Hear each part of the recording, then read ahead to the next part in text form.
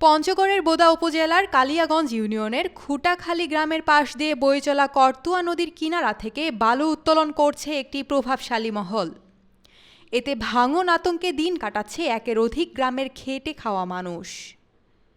বালু উত্তোলনের ঘটনায় 2018 সালের 15 জানুয়ারি থেকে 2020 সালের 15 জানুয়ারি পর্যন্ত কয়েক দফায় জেলা প্রশাসক, জেলা পুলিশ সুপার, অতিরিক্ত পুলিশ সুপার ও অতিরিক্ত জেলা প্রশাসকের নিকট আবেদন করলেও এর কোনো সমাধান পাননি এবং বালু উত্তোলন বন্ধ হয়নি। সরেজমিনে গিয়ে দেখা গিয়েছে ইজারাদার প্রায় 15 ফুট নিচ থেকে বালি উত্তোলন করছেন, ফলে উপর থেকে মাটি নদীতে ভেঙে পড়ছে। এর ফলে আতঙ্ক রয়েছে প্রায় কয়েক গ্রামের মানুষ।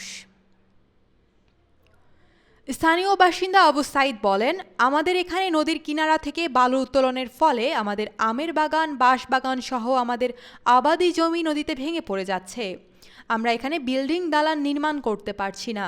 আমরা অনেকবার পঞ্চগড় পানি উন্নয়ন বোর্ডে গিয়ে অভিযোগ করেছি, কিন্তু তারা এখনও একবারও এসে দেখেননি এবং কোনো ব্যবস্থা গ্রহণ করেননি। আবু সুফিয়ান নামের এক ব্যক্তি বলেন, আমরা অনেকবার নদীর কিনারা থেকে বালু উত্তোলন করতে নিষেধ করেছি, কিন্তু তারা কোনো কথা শুনছেন না। ইজারাদাররা নিয়মনীতি না মেনে নির্বিচারে বালু উত্তোলন করছেন। আমরা এর প্রতিকার চাই। দায়িত্বপ্রাপ্তরা যেন অতি দ্রুত এখান থেকে বালু উত্তোলন বন্ধ করে আমার এলাকা যেন রক্ষা করেন। সরোয়ার হোসেন বলেন, প্রতি বছর বর্ষার সময় 4 থেকে 5 ফিট করে জমি ভেঙে যাচ্ছে। গত 5 বছরে আমার 50 শতকের অধিক জমি ভেঙে পড়েছে। সরকারের কাছে আমাদের অনুরোধ, এখান থেকে বালু উত্তোলন বন্ধ করে বাঁধ নির্মাণ করা হোক। যদি এখানে বাঁধ নির্মাণ করা হয় তাহলে আমরা কৃষকরা খুবই উপকৃত হব। আমাদের ফসলি জমি ভাঙনের হাত থেকে রক্ষা পাব। এখানের ফসলি জমি রক্ষার স্বার্থে বাঁধ নির্মাণ করা সময়ের দাবি।